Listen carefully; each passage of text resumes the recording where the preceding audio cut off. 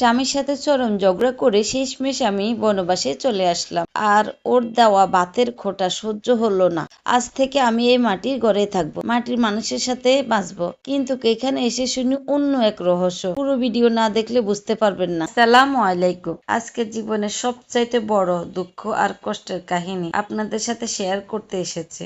আজকে আমার মনটা বড্ড খারাপ। আর কত সহ্য করা যায় বলুন তো। হাজবেন্ডের সাথে এবার চরম ঝগড়া করে এক কাপড়ে ঘর ছেড়ে বের হয়ে এসেছে। ও আমার সামান্য বাত নিয়ে খোঁটা দিয়েছে। যে পুরুষ সামান্য বাতের খোঁটা দিতে পারে তার ঘরে আর এক মুহূর্ত থাকা সম্ভব না। মনে মনে প্রতিজ্ঞা করেছি আর কোনোদিনও ওর ঘরে অন্য মুখ তুলবো না।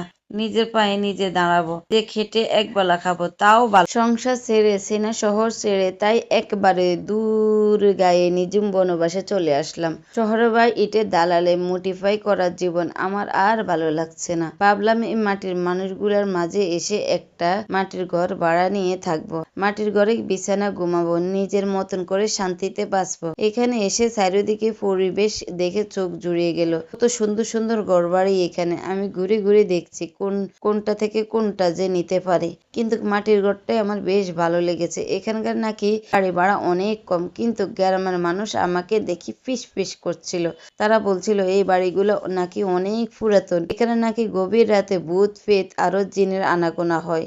একা একটা মেয়ে মানুষ শুনে বুকের ভিতর কেঁপে উঠলো, কিন্তু পরক্ষণে মনে হলো মনের ভিতরে যে এত অপমান আগুন জ্বলছে তার কাছে এই ভূত ভয় বড় হতে পারে না। হোক ভূতের বাড়ি, এখানে আমি আস্তানা গাঁথবো। কিন্তু শুধু ঘর নিলে তো হবে না, বাঁচতে হলে তো পেটের ভাত জোগাড় করতে হবে। তাই ঘর খোঁজার পাশাপাশি আমি কাজে করতে লাগলাম। যেখানে যা মানুষ আমি নানান রকম কাজ করার কথা বলতে লাগলাম।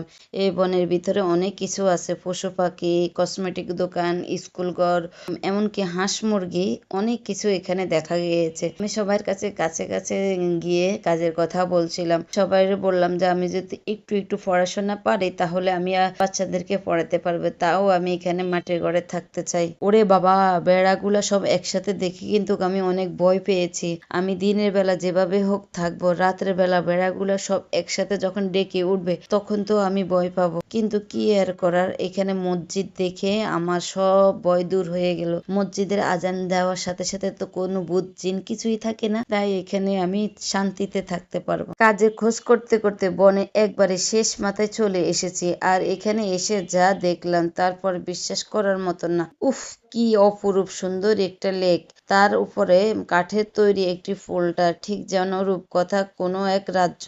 এতক্ষণ মনের ভিতরে যে অশান্তি আর জ্বরটা কষ্ট ছিল, এখন চমৎকার এই দৃশ্য দেখে সব দূর হয়ে গেল। আপনাদেরকে আমি পুরো ভিডিওটা দেখালাম, আপনারা এখন এই জায়গাটার নাম বলবেন। বলেন তো এটা কোন জায়গা, কোথায় আমি চলে এসেছি? এত সুন্দর জায়গা কমেন্ট করে জানান। এমনকি আমি কোন বাসাটা ভাড়া নিয়ে থাকলে ভালো হবে সবাই অবশ্যই কমেন্টে জানাবেন। আজকের জন্য এই ভিডিও এতটুক। সবাই ভালো থাকবেন, সুস্থ থাকবেন। আল্লাহ হাফেজ। আসসালামু